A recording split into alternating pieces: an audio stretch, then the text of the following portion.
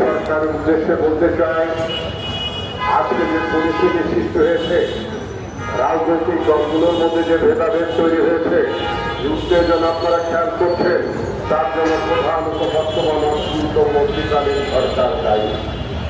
আপনারা বিশ্বাস ভঙ্গের কারণ ঘটিয়েছেন, প্রতারণা শব্দকে উচ্চারণ করতে চাই না।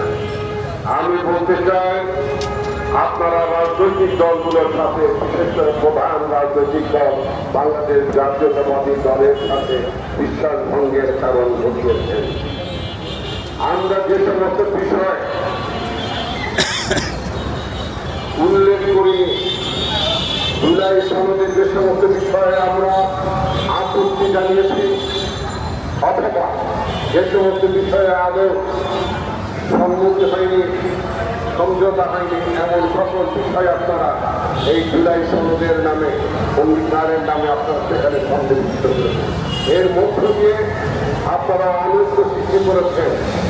আজকে বাংলাদেশে নির্বাচন নিয়ে যে সংকট তৈরি হয়েছে, কোনো রাজনৈতিক দল ধারণা করছে বাংলাদেশে নাকি আগামী দিনে সময় মতো নির্বাচন নাও হতে পারে। এই যে আশঙ্কার কথা বলা হচ্ছে, কেন সে আশঙ্কা? সে আশঙ্কার কারণ হচ্ছে, আমরা শুরু থেকেই দেখেছি এই অন্তর্বর্তীকালীন সরকারের মধ্যে নির্বাচনকে পুনরুদ্ধিত করার একটি প্রচেষ্টা। পৃথিবীর প্রতিটি দেশের গণঅভ্যুত্থান শেষ হওয়ার পরে কয়েক মাসের মধ্যেই তারা জাতীয় নির্বাচন আয়োজন করে। অতি সম্প্রতি নেপালের তরুণরাকে অভ্যুত্থান সংগঠিত করেছে।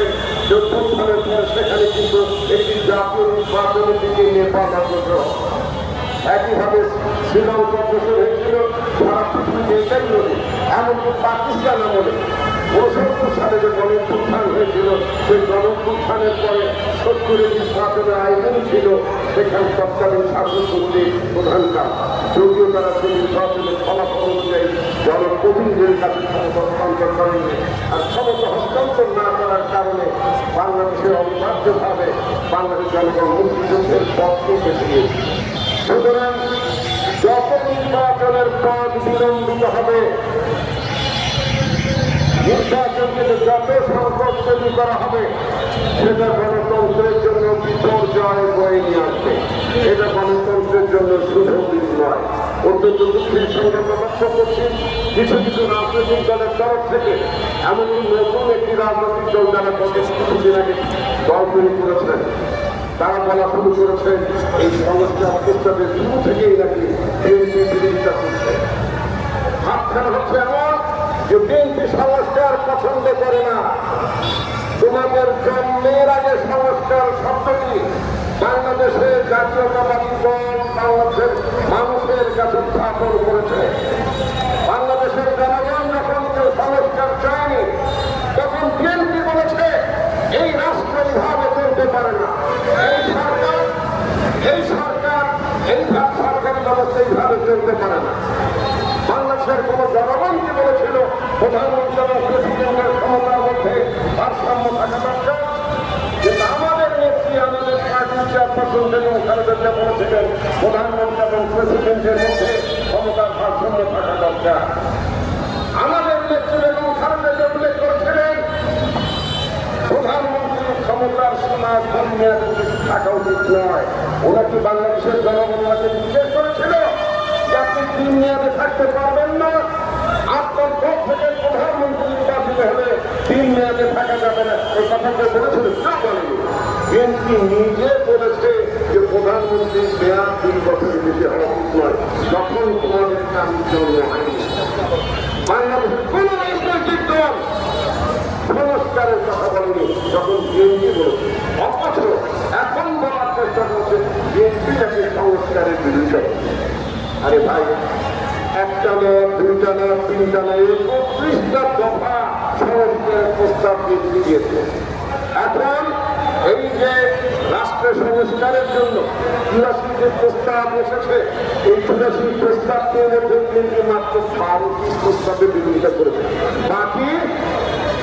বাকি বিরুদ্ধে বলে তারা প্রায় 60টি ক্ষেত্রে, প্রায় 60টি ক্ষেত্রে কিন্তু প্রস্তাবের ক্ষেত্রে 90% এসেছে। 90% আপত্তি শক্তি এসেছে বা ভিন্ন মত এসেছে, কয়েকটি ক্ষেত্রে সুনাশিকের মধ্যে বিএনপি তার মধ্যে 12টি দিয়েছে, আর বাকি তারা দিল। বাকি দিয়েছে এনসিপি, বাকি দিয়েছে জামাত, বাকি দিয়েছে বাম সংগঠনগুলো অন্যান্যরা। আমরা মাত্র 12টি দিলাম। কেন 12টি দেবেন আমরা? যদি প্রশ্ন করা হয় যে বাংলাদেশ রাষ্ট্রকে, বাংলাদেশ রাষ্ট্রে আল্লাহর প্রতি আস্থা স্থাপন করা যাবে না, আমরা মানব? আমরা তো আল্লাহ শাস্ত্রকে বিশ্বাস করি, আমরা তো সেই প্রস্তাবে আগে হতে পারি না। যদি বলা হয় বাংলাদেশ জাতীয়তাবাদী, বাংলাদেশ জাতীয়তাবাদ হবে না, বাংলাদেশ জাতীয়তাবাদ হবে, আমরা এটা মানব? আমরা যেটা মানব না। এখন যদি বলা হয় যে ইউরোপের মতো ভারতের সাথে একটা ইউরোপীয়, একটা ভারতীয় ইউনিয়ন হবে, আমরা এটা মানব নাকি? আমরা এটা মানব। সুতরাং আমরা কোনো কোনো বিষয়ে তার মানচিত্র নাও, সেটা যৌক্তিক কারণ আছে, আবার অন্য যদি কোনো বিষয় না মানে সেটাও যৌক্তিক কারণ থাকতে পারে, বিএনপি সেটাই বলে। কিন্তু দুঃখের বিষয়, অত্যন্ত চক্রান্তমূলকভাবে, ষড়যন্ত্রমূলকভাবে বিএনপির বিরুদ্ধে বদনাম সৃষ্টি করার জন্য বলছে যে শুরু থেকেই নাকি বিএনপি সংস্কার প্রস্তাবে বিরোধিতা করে। আসলে কথাটি সত্য নয়। বিএনপি টেকসই গণতান্ত্রিক ব্যবস্থা চায়। 16 বছর বিএনপি রাজপথে থেকে গণতন্ত্রের জন্য লড়াই করেছে। 16 বছর রাজপথে থেকে বিএনপির নেতৃবৃন্দ জুলুম নির্যাতন সহ্য করেছে। বিএনপির কর্মীরা জুলুমের শিকার হয়েছে। বিএনপির নেতা কর্মীরা শত শত যানবাহন করে মানবেতর জীবনযাপন করেছে তৃণমূল পর্যায় থেকে জাতীয় পর্যায় পর্যন্ত। যারা জীবনে একটি মামলাও খায়নি, অথবা মাত্র 6-7 দিন বিবির অংশে যারা গ্রেপ্তার হয়েছিল, তারা মহাবিপ্লবী হয়ে গেছে।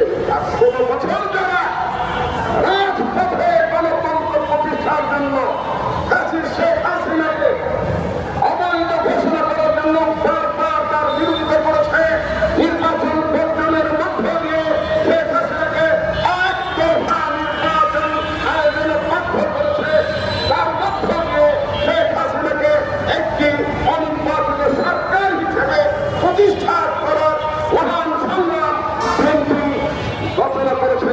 সেই বিএনপিকে যদি বলে যে বিএনপি সংস্কার চায় না, সংস্কার বুঝেন আপনারা? সংস্কার বোঝেন?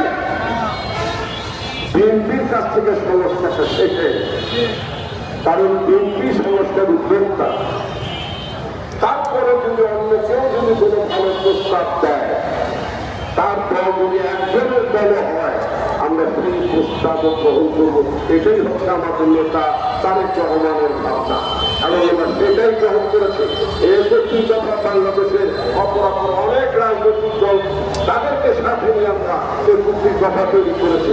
31 দফা শুধুই বিএনপির দফা নয়, এটা বাংলাদেশের অসংখ্য রাজনৈতিক দলের দফা। বন্ধুগণ, আজকে যে কথাটি বলতে চাই সেটা হচ্ছে নির্বাচন নিয়ে ষড়যন্ত্র হচ্ছে। নির্বাচন নিয়ে যদি ষড়যন্ত্র হয়, নির্বাচন যদি সময় মতো না হয়, তাহলে বাংলাদেশের গণতান্ত্রিক প্রক্রিয়া ভবিষ্যতে ভয়ানকভাবে হতে পারে।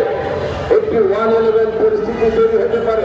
রাজনৈতিক দলগুলো যদি নিজেদের মধ্যে যদি সমঝোতায় আসতে না পারে, নিজেদের মধ্যে প্রতিষ্ঠা করতে না পারে, এই অনর্থের কারণে বাংলাদেশ গণতান্ত্রিক প্রক্রিয়া বিঘ্নিত হয়ে যাবে, এই আশঙ্কা আমি প্রকাশ করছি।